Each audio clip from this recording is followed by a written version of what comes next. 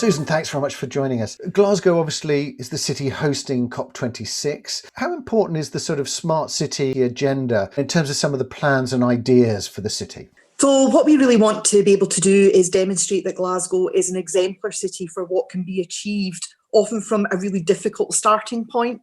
And it's almost saying, if we can do this in Glasgow in terms of driving forward our ambitions for net zero by 2030, then really anywhere can do it. Nowhere has any excuse, because Glasgow's particular physical and environmental challenges are such that we have considerable barriers to overcome. But those barriers are also drivers of innovation. They also they provide opportunities for people to think bigger, and they also provide us with the biggest gains. Where you have the biggest challenges, you also have the biggest opportunities for gains in terms of carbon reduction. So Glasgow, in many ways, it's our imperfections that make us such an appropriate and apposite host for COP26.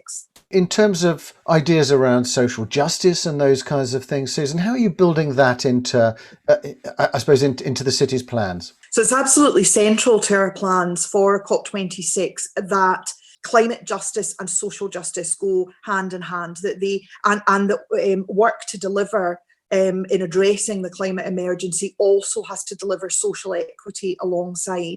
And in actual fact, we're very pleased that just towards the end of last year, the Paris Climate Ambition Summit, the local government and municipal authorities constituency for COP, they had a 6-pillar multi-level pathway to COP, and they've actually adopted a 7th pillar, which is the Glasgow pillar, if you like, the Glasgow message, which is precisely that. It is that climate action must also deliver social equity. So we feel that message is getting through very, very strongly.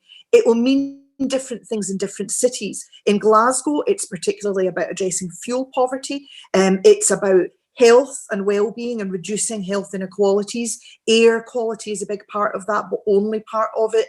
And above all, it's about a just transition.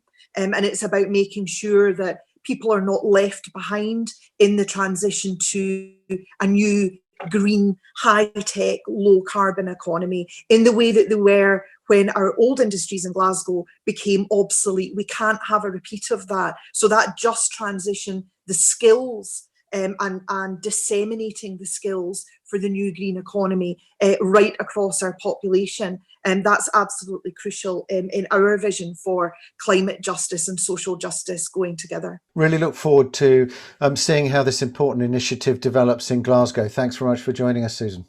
Thank you.